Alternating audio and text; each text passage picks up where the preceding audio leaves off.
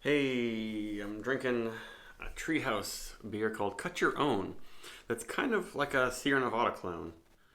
I think it's like this about the same ABV and uses whole cone Cascade hops, which is Sierra Nevada's big things. They use lots of whole cone hops, including Cascade.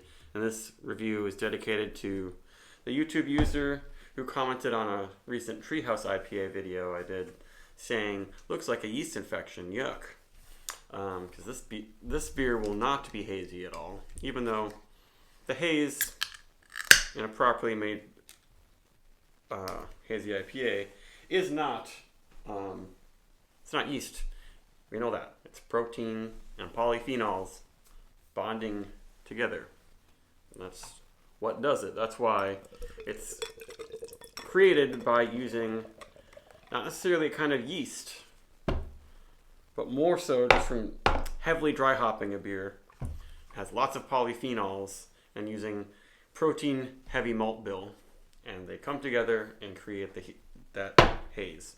And the beer that the guy was commenting on was a New Zealand one. I think it was the Paradisi one. And New Zealand hops have the most polyphenols, so they tend to make the haziest beers. That's what it has to do with. But this one, this is a Sierra Nevada sort of style, is not really very hazy at all. And actually, Sierra Nevada is can conditioned, so that does have yeast in it, because it has live yeast in it. So if you pour in the entire can of or bottle of Sierra Nevada Pale Ale and look in it, there are tiny little yeast chunks. But I really love that beer, and it's great because it's basically the only mass-produced hoppy beer in America that's shipped all over that's naturally carbonated with live yeast in the bottle. This one does not have live yeast in it. Might have a little bit of protein and polyphenols, but most people don't know about how yeast works in beer. And yeah, it's very similar to Sierra Nevada. It's quite fresh. Canned November 27th. Right now it's the 16th, so we're about 3 weeks in the can. There you go. I look a little bit darker on camera than it actually is. And the head wasn't super great. The bottom of this glass is not perfectly clean, but it smells really nice. It's very like when you just get a really clear Cascade aroma, because so many beers these days aren't made with just Cascade besides Sierra Nevada. Like, it's very floral. It's like rosy. In addition to like candied citrus, but mild candied citrus. And there's a hint that you can see the kind of almost amberish color to this. They definitely use some crystal malt or something in here. Yeah, they don't talk about the malt or anything. But it smells very nice.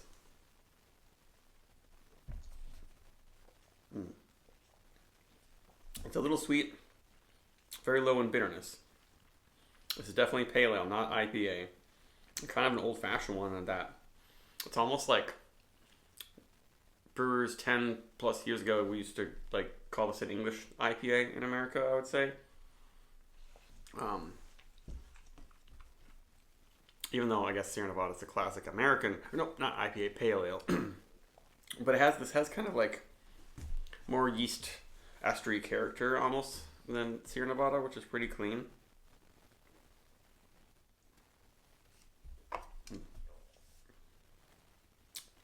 Yeah, maybe it's actually it's a little bit more sweet and a little less bitter than Sierra Nevada. So yeah, it is kind of more like an English pale ale. A lot of English pale ales might be even darker than this. It doesn't really have the malt character that English pale ales would.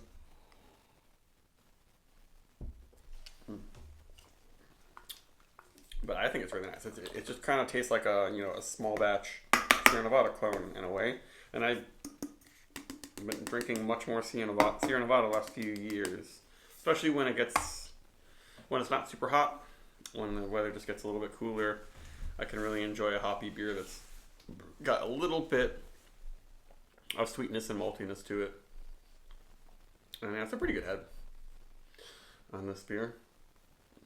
And yes, we have little tiny chunks in there.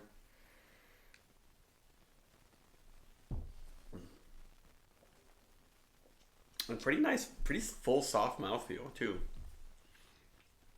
After a few big gulps, there is some bitterness in there. There is a little bit of resinous quality on my tongue. Trying things out, kind of the hop resins. It's not at all West Coast IPA sort of bitterness. But it's not. I haven't had anything quite like this from Treehouse, but it's really good. I like it. Hmm. Yeah. If it didn't have that hop resonance quality, it might be a little too sweet. But quite drinkable and clean. Um, and the whole cones seem like they carry a little bit of something that's lost in the pellets. It almost reminds me a little bit of like a wet hop or fresh hop IPA. There's a little bit of this watermelon like character that I really like. And it seems like it's lost with hop pellets and other hop products. And obviously, fresh slash wet hop beers are made with the whole cones. Um, I don't know if it has to do with like a hints of chlorophyll, like more plant matter in there. Um, it just makes it seem watermelony, which does watermelon make you think of green plant matter and chlorophyll? I don't know what it is exactly. Combination of that and having more floral notes, a rosiness. But yeah, now that I'm thinking about wet hop beers, this is pretty impressive to me.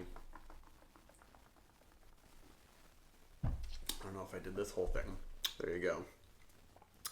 It's really good. This is a 4.3 beer for me or something.